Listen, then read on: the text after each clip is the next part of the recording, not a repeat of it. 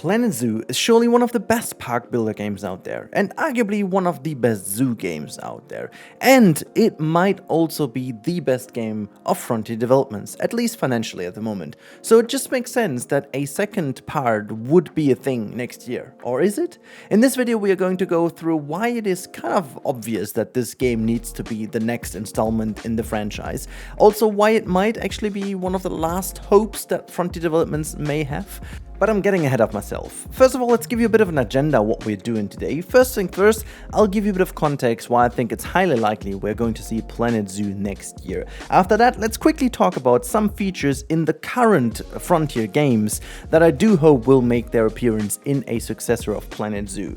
After that, we talk about the elephant, or shall I say the whale in the room, because, you know, new features for a new game, kind of obvious things, but hey, you know, we'll talk about that. And last but not least, the most important bit of today's video. I'm gonna call it the Decisive Element, which, if you want to know what that is, you're gonna have to stick with me. Anyways, let's start with the context. Sure, I could go and claim 100 weird things now that would give you an idea that Planet Zoo 2 is coming, but we don't have a full evidence yet.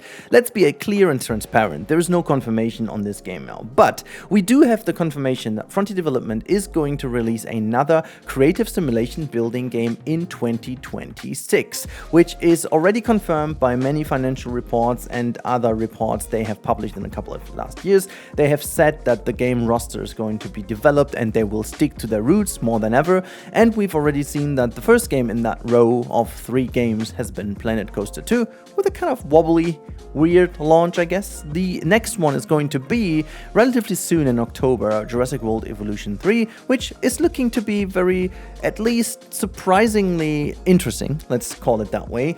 And the last one in the row would technically be the only chance is going to be Planet Zoo 2. And why?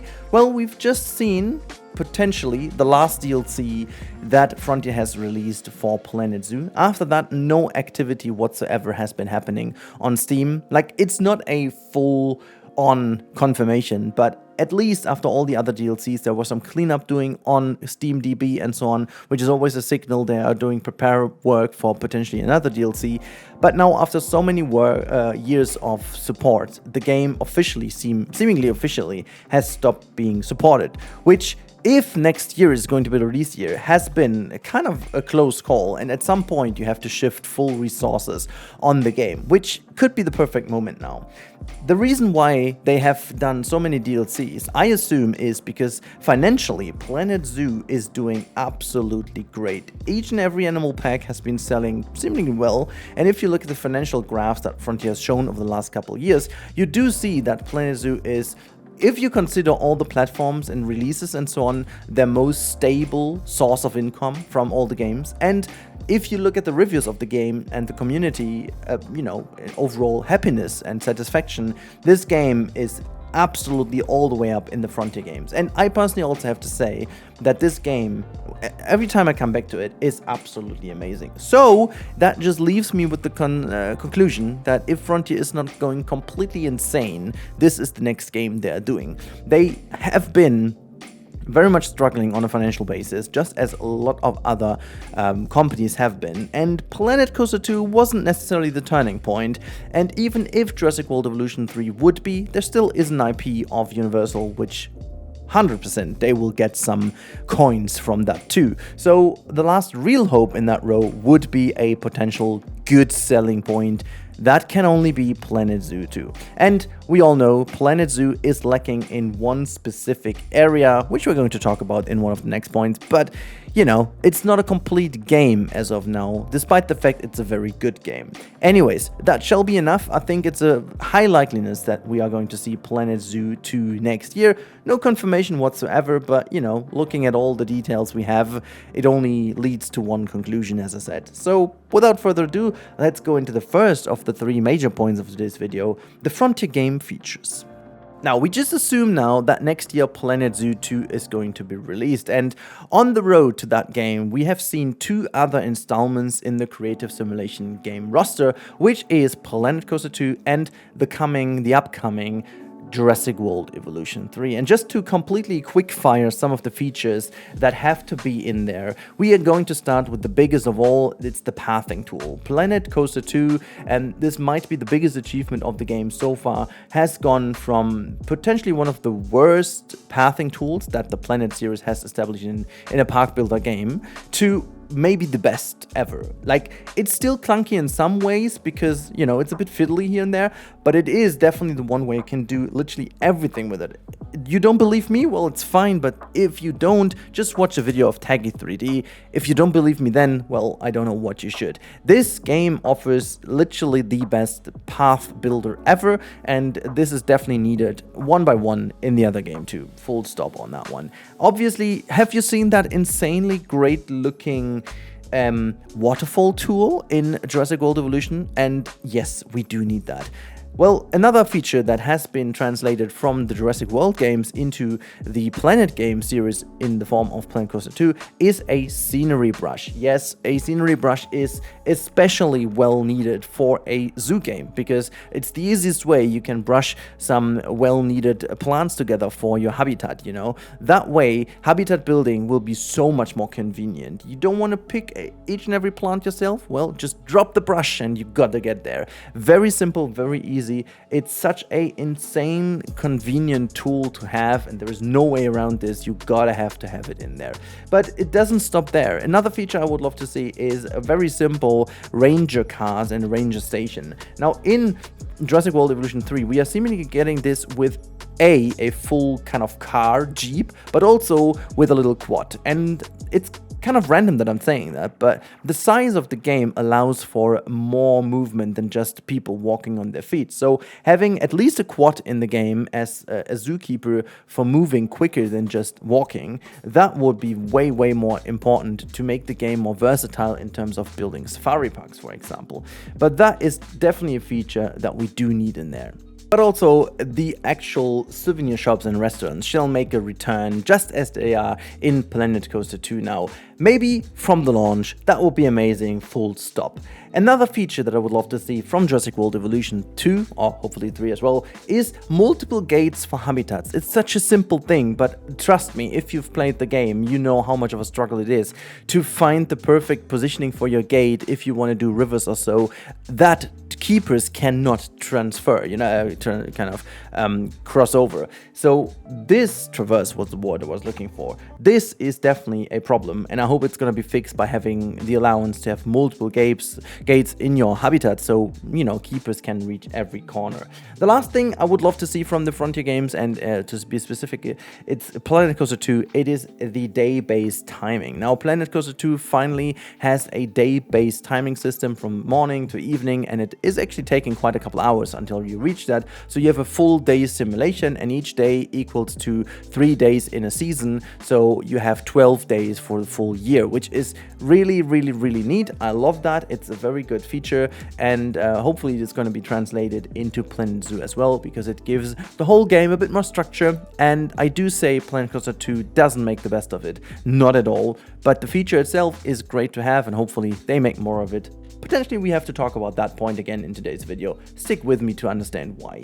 Now, let's move over to the second big part of today's video, which is the elephant or the whale in the room. And you all knew it, it's not a surprise. I put it in the middle of the video because it's so obvious, but of course, we do need full aquatic animals and birds alike. So, if you've seen how Jurassic World Evolution 3 developed, or also what happened to Planet Coaster 2, maybe you see a pattern in what Frontier is doing with the successors of the games, and the one game that we want to mention here is Jurassic World Evolution 2. They went in and they didn't have any aquatic or burbs in the first part. Now, well, actually, technically, they get a couple of birds in the DLC, Jurassic Park, Back to Jurassic Park. You get the kind of animated, pre-animated aviary, which, if you remember Planet Zoo, you know, with these walkthrough exhibits, kind of the same, what they're doing here. Now, we all hope that the second game does have a full installment of fully aquatic animals and obviously full flying birds. It's not like that we didn't have any birds in the game, we obviously did. Kind of a lot of birds actually, but we are talking about actually flying birds that you need to do some aviaries for, or bird houses or whatnot. it would add not only one but two bigger layers to the game. I've got to be honest with you guys, Planet Zoo, even after the release from Planet Coaster 2, which I thought is going to be my favorite game of Frontier, but it's not. Planet Zoo still holds that crown for a very good reason, because the game has such a insane replayability and so many ways of doing it. Yet, I would not consider Planet Zoo a full game because it's lacking two essential parts of zoos. And we don't need to start a discussion if animals have to be in a zoo in the first place. It's a zoo game, it's based around it, so there is no way to use that as an excuse. There's barely any zoo in the world that you could rebuild with the current way Planet Zoo 1 works. You are either missing full aquatic or birds.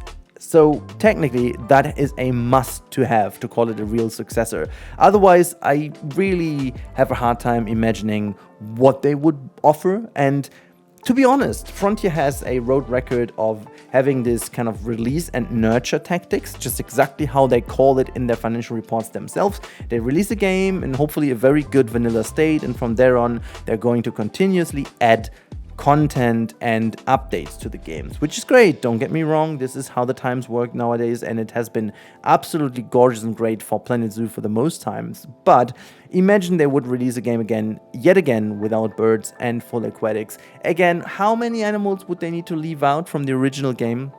So if they go in with these two big additions to the game, they could realistically release Planet Zoo 2 with about 80% of the current animals we have, so it doesn't feel like a scam, it doesn't feel like we are lacking too much or whatever from the first game. No, there would be a good way of having both of best of both worlds, so to say. We have almost every animal from the first game, and we do have the second installment with these two big additions. So birds and aquatic animals. But there's a third one I have to tackle because it is again so obvious, but I think it's been a little bit, I don't know why it slipped lately, but people have forgotten to talk about it. Small exhibits are still a thing. Are you using them? I don't know if you are, but I'm not. They exist, they basically act as kind of gap-filling elements in the game, but they are not versatile, they're not flexible, they are not very good to use, you can't get too creative with them. They are boxes with animated animatronics in them.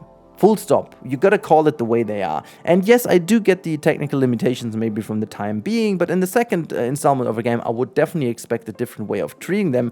Also, the kind of explanation they had at the beginning with certain animals being too small, they kind of retconned that themselves by bringing prairie dogs and, meerkats and these animals. So there's just a very, it's kind of hard to keep that argument why you would have them in the game, but then at the same time, for example, have some iguanas or so not. So there's not really that big of an argument left.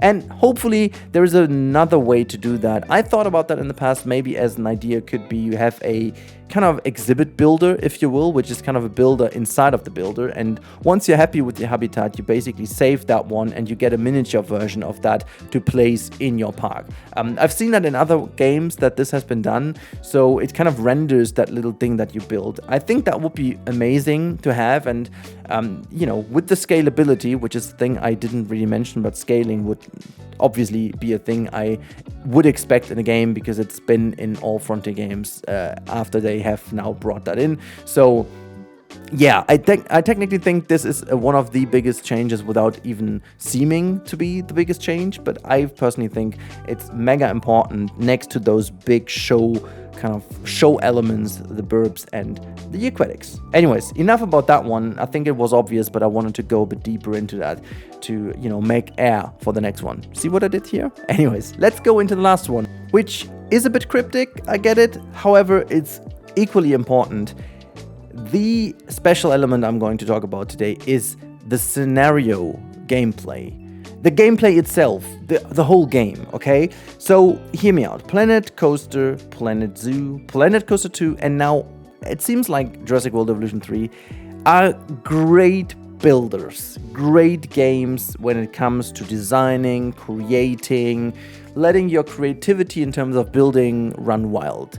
What they have never been great games. See, one of the big success stories of Parkitect, for example, has been because they brought players together that are grown up in the genre of these kind of games. And Silverad, for example, has designed some of the scenarios, and other great players from the communities have designed the scenarios to be specifically what we all expected them to be: challenging, fun, surprising. None of this has ever happened, and yes, I do have to admit I've never played all the scenarios, and Frontier has been becoming better in creating these scenarios, but they all suffer from the same problem. Just like many modern games, it's not a Frontier problem, not at all. It's definitely the capability of having so many new technologies and advancements and graphics and stuff like that. Seems like people have forgotten about the creativity. One game that always does it great is the 2 Point series, you know, 2 Point Museum, 2 Point College. 2 Point Hospital, they have a great road record of making great scenarios, you know. The games aren't as individual and creative and great, you know. It's basically the same, but they're fun because the scenarios are fun.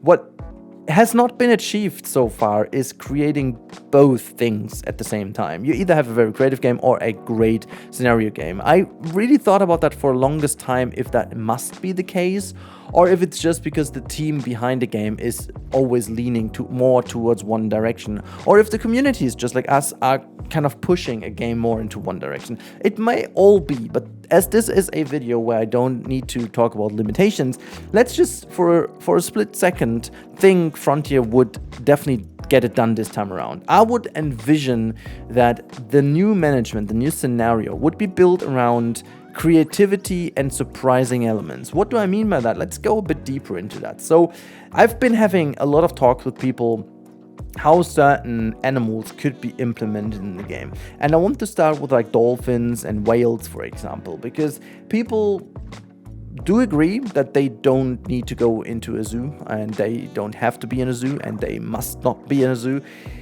I agree too, but as for a game, I can't really go along or can't agree with that argument, because I don't make a difference between an elephant or a polar bear or a dolphin. It's all super questionable to have them in zoos in the first place, but if you do a game, I don't see where you draw the line, you know. Either you do or you don't, but it's not like, why do you draw a line between certain animals? As long as you have them realistically in zoos. And yes, dolphins and whales, fortunately enough, become less and less in parks because, you know, mostly not, and like all of the parks in the world have a hard time, you know, meeting requirements for these animals, if you could even call them requirements. Anyways, I'm, you know, drifting a little way.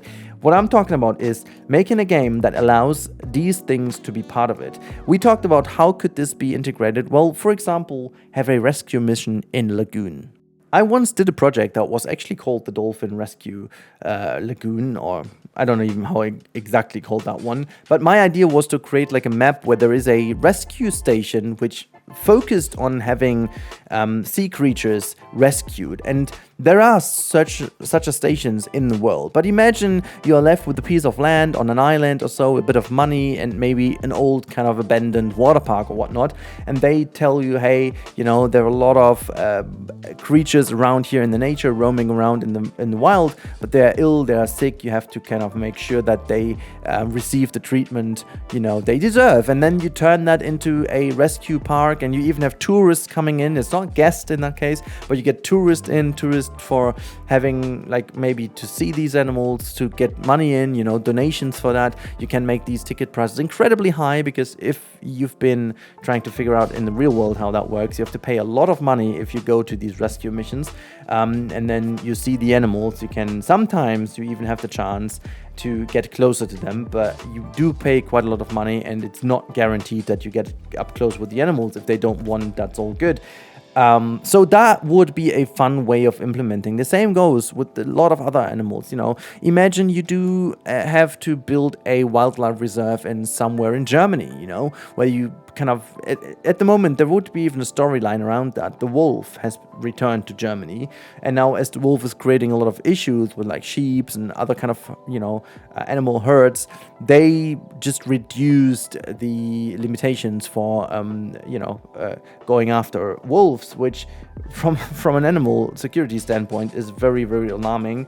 And again, because of the humans having issues with animals and not vice versa, it's very a sad thing thing to her here, but imagine you are kind of contracted to build a wildlife reserve to secure the wolves and the deers and the bisons in the area around. And you know, the game Jurassic World Evolution 2 had kind of these elements a little bit mixed in. You know, there were some maps where animals roam around in the wild and you get them in. But I think this would be a lot of fun to have it this way. And then have certain events, like for example, that, you know, a group of, I don't know which kind of animals have been caught in the wild and they must be relocated and you need to help to relocate them. You have to rebuild a certain area for the animals to roam in the wild. It's not even building a zoo. You are contracted to build a wildlife open reserve without any guest, you know, and you get a different challenge. Maybe sometimes you don't even have money, but you have these kind of time challenges. There is a lot already of these ingredients in the game, but I really would love to see that being so much more fun. And last but not least, as these games, now if they would go to a fully day-based system like in Planet Coaster 2, you could finally make proper use of seasons, which both of these games haven't so far. It still drives me absolutely insane that in Planet Zoo we have potentially one of the best weather simulations in any simulation game I've ever seen. And they don't make any use of it. And the same goes in Planet Coaster 2. It's not as great as it is in Planet Zoo, which is why on Earth they didn't copy the same system. But now you have got proper seasons, but people in swimsuits roam around even in 2 degrees outside. Which is weird, and they didn't really make the most of it, but hopefully they learn from that and make the most of it in a potential Planet Zoo 2, because there is so much you could do about that. You could really try to have the different challenges for your zoos, you know. You have to make sure where to build certain things. Maybe sometimes you even get contracted for a specific task and you have to choose the location yourself, and each location comes with different struggles depending on the different seasons, you know. If you want to really push that forward, you could even go and have like building a crazy reserve in the Dominican Republic, which most of the year has great weather and great circumstances, but you have the risk of hurricanes during the hurricane season. You could also choose for a more temperate climate, but then you would have a harder time having tropical animals that usually drag in more people. So these types of challenges, the classic elements of tycoon games of the 90s and the early 2000s, which were in because they didn't have that many options in graphics and in other things to distract you from, they would be amazing. And why would I talk about that if not the foundation has been laid in this video already in the first points? Because if you listen carefully, we already talked about a lot of features that were coming from other games that Frontier has done, and slowly but steadily they moved to a toolbox that fulfills the wishes, the wet dreams, so to say, of casuals and pro creators like me alike. And I'm very certain about this because having things like the automatic waterfall creation tool or the scenery brush, the improved fence tools and so on, these are all quality of life updates to make quick building so much better. And I think the last step they took with the changes to the blueprint system in Jurassic World Evolution 3, I have to still see it myself, but it seems like they've taken another step forward to implementing the blueprints even better for casual players without these limitations they have right now. But if you take all these ingredients together, you can really tell that the game could become a game where you don't need 20 to 30 hours to build a proper area of your zoo. But on the other hand, you have 4, 5, 6 hours and you build out a full working zoo with thousands of guests, with thousands of animals maybe in, simply because the game A allows that and B gives you the challenge to do exactly this, you know. The improvement in performance also over the course of the different games has been massive. I still see people complaining, but as I've been following these 3 games very closely, I can definitely assure you that the jumps from Planet Coaster to Planet Zoo was already massive, but there's another big leap forward from Zoo to Coaster 2, just in terms of how the game deals with a lot of pieces and a lot of people and a lot of elements. Surely my PC has been developing over the time too, but I do have the direct comparison at the moment, so there is no doubt about that. And this is why I think this element is needed. Forget about anything else I talked earlier. Yes, if all the things from the first 3 points in my videos would be true, that still would be a great game, but it wouldn't be a great game for all. And I think this is what we really need. We really need a game for the sake of Frontier, for the sake of the community, and for the sake of the genre. We finally need a great tycoon game, a great game that offers you replayability and makes you excited for a new DLC because there are new scenarios in. That is what I'm really wanting from a game like that. If it brings me to play scenarios again, we are onto something. Because I may not be even as demanding, but even I have been feeling it's too shallow and too, well, straightforward for me. But I really hope that they prove me wrong, and this should be the end of the 3 points I had. Technically there are 4, but let's leave out the context. Let's go into a very short conclusion because the video has already been way too long, so let's get into it. Alright, let's assume, as I said, Planet Zoo 2 is becoming a thing. I outlined a lot of things that I would love to see in the game, most of them coming from the existing Frontier games. But for me, the biggest part is make it a great game for all again. This is what I'm really looking forward to. And maybe something that should be clear, and I don't want to make a known topic for it, but Frontier, if you're listening, please don't bottle it, okay? Please ensure to make a proper beta, and if you need to delay it because it's not ready, delay it. Or take your time to talk to people and start another beta, just as you did in the past with other games, and make sure to take the community with you on the road. Make sure to give them the chance to give you feedback before leaving us to giving the feedback on all public places that would doom the game forever. And I'm saying that because I'm in love with the Planet games. I'm in love with the genre, I'm in love with the community, I'm in love with you guys being around for so many years, and it just would hurt me a lot personally if Planet Zoo 2 would experience the same fate of City Skylines 2, Planet Coaster 2, and all these games in the last couple of years. It really would hurt me. And I think there is such a beautiful game. There's such a great development team behind that. I know that most of this team has stayed at Frontier, which is one of the big positives, I think. You know, me knowing Frontier for a while now, there was a huge problem with Planet Coaster 2 when it comes to consistency, because a big part of the first game's core team has left the company years and years ago already. So there was at least a chance to why that happened, but that's not the case with Planet Zoo as far as I'm concerned, and as far as I know, most of the core team of Planet Zoo still works at Frontier. So yeah, also they've not been seeing around in other live streams and so on so often lately, so maybe that's another sign. Anyways, I don't want to go rambling too much again, so you got it. That's my opinion on basically the things that need to happen for a great successor. But it's time for you now. These videos and the channel and the discussion only exists because of your feedback, and this is your time now to get in.